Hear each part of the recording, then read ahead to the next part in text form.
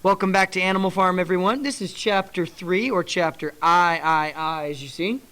We are on page 45, so if you need to go to page 45, go ahead and do so now. Pause it if you need to. Page 45. Okay, page 45. Now you can stay put. Now I want to go back a little bit and show you what I remember. I remember the animals that are proving to be the most clever are definitely the pigs. And they came up with the 7 commandments. You remember these 7 commandments that basically show they don't want to be like humans in any way, shape, or form. But almost immediately, you have animals that do some things that are pretty human-like. Remember what happened to milk, folks? You remember? Said, oh, there was all that milk, and everybody was so interested in it. And Napoleon said, oh, everybody go on. Go do your work. The harvest is important. I'll make sure that it's taken care of. Now, as a class, we figured out pretty quick that Napoleon is already starting to be a little sneaky. Probably taking the milk for himself, if not for himself and then the other pigs. With that, let's start chapter 3, shall we? So remember, you can make any marks in your book with something pencil-ish, as long as they make a book here on the guided reading video. Ready? Go. How they toiled, oh, that word's marked, that's a good word. How they toiled and sweated to get the hay in, but their efforts were rewarded, for the harvest was an even bigger success than they had hoped for. Now that word toiled comes up a couple times. Instead of saying, I worked really, really hard, you could say say it, toiled. That's right, I toiled. That word will come up. So back up, we'll start again. How they toiled and sweated to get the hay in, but their efforts were rewarded, for the harvest was an even bigger success than they had hoped. Sometimes the work was hard. The implements had been designed for human beings and not for animals. Now we'll stop right there. Remember, implements? Those are the machines that they're using on the farm. And it'd be hard as a pig or as a horse or anything else to use those machines since they're designed for human hands. Sorry, I'll back up. Sometimes the work was hard, and the implements had been designed for human beings and not for animals. And it was a great drawback that no animal was able to use any tool that involved standing on his hind legs. But the pigs were so clever that they could think of a way around every difficulty. As for the horses, they knew every inch of the field, and in fact understood the business of mowing and raking far better than Jones and his men ever had done. Now if you pause right there, you ask yourself why. Why would the horses know so much about the farm and about this type of work? All right, so if you said something like, well, I don't remember Jones doing very much work. It seemed like Boxer and the other horses did pretty much all the work. That's right. They're pretty much okay without Jones at this point. It was the animals that were doing the work in the first place.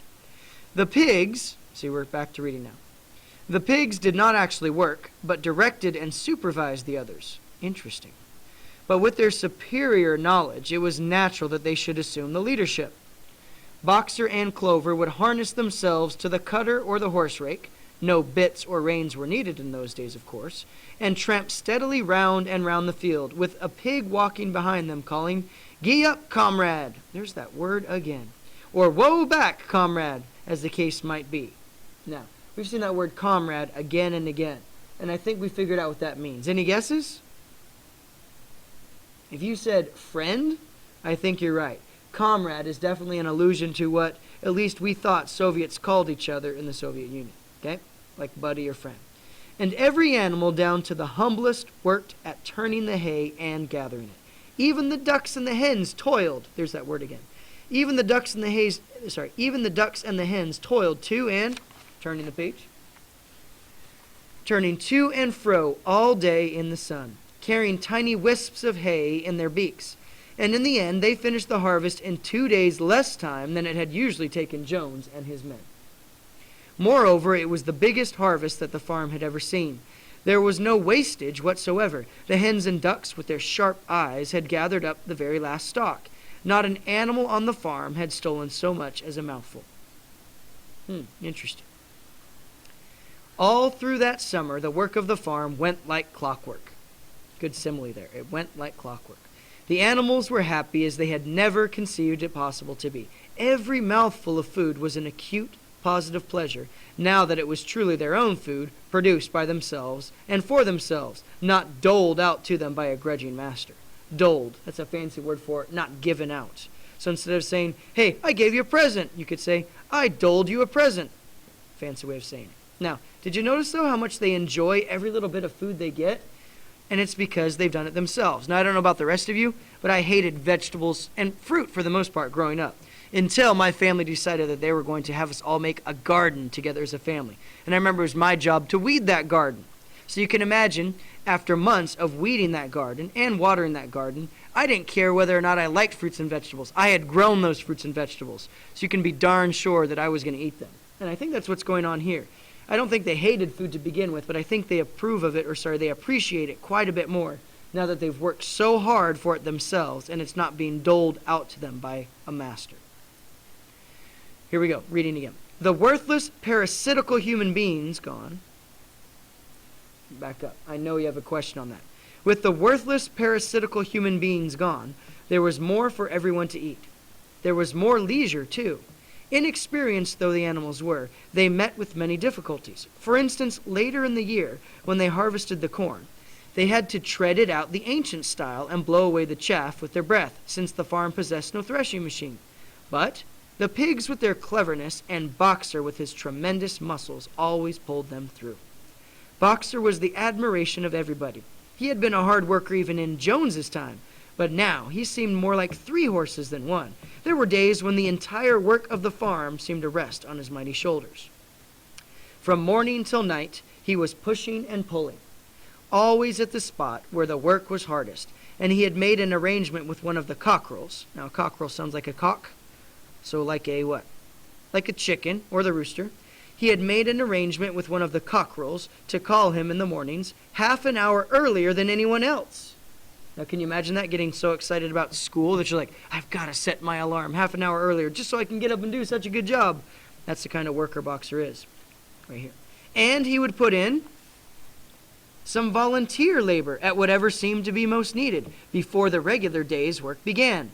His answer to every problem, every setback was, I will work harder, which he had adopted as his own personal motto. Great motto, I will work harder. But everyone worked according to his capacity. The hens and the ducks, for instance, saved 5 bushels of corn at the harvest by gathering up the stray grains. Nobody stole. Nobody grumbled over his rations. The quarreling and biting and jealousy, which had been normal features of life in the old days, had almost disappeared. Now notice that word, almost. There are some characters still, right? Molly, it was true. I'll back up. I messed up. Almost disappeared. Nobody shirked. Now there's a good word, shirked. Make sure I'm not giving anything away on one of your questions. I don't think so. Okay, shirked is to not do your chores even though they're expected of you. So if I say, all right, we're going to have a party in Mr. Chandler's class. You're in charge of the chips. I'm bringing the dip. You don't bring it. You just shirked your responsibility. Shirked means you didn't do it and people were depending on you. Nobody shirked, or almost nobody. Molly, it was true, was not good at getting up in the mornings and had a way of leaving work early on the ground that there was a stone in her hoof. And the behavior of the cat was somewhat peculiar. It was soon noticed that when there was work to be done that the cat could never be found. She would vanish for hours on end and then reappear at meal times or in the evening after work was over, as though nothing had happened. But she always made such excellent excuses and purred so affectionately that it was impossible not to believe her good intentions. Old Benjamin, the donkey, seemed quite unchanged since the rebellion. He did his work in the same slow, obstinate way as he had done it in Jones's time, never shirking and never volunteering for extra work either. About the rebellion and its results, he would express no opinion, and when asked whether he was not happier now that Jones was gone, he would say only, "Donkeys live a long time. None of you has ever seen a dead donkey." And the others had to be content with this cryptic answer. Cryptic. Cryptic sounds like crypt. Remember back in Romeo and Juliet? That word came up, the crypt. That would be a very creepy place where they might inter the bodies or, kind of like a tomb. So his answers aren't really happy ones, you can tell. He's very cynical and, cryptic in this case. Make sure I'm not reading too much. Let's see how many pages we have left. All right, this is where you're going to start, and it says on Sundays. Now you're going to hear about life on Sundays on Animal Farm. So with that, good luck. We don't have any new characters, but you do have some new things that are being introduced, so make sure that you check your questions and enjoy Chapter 3 of Animal Farm.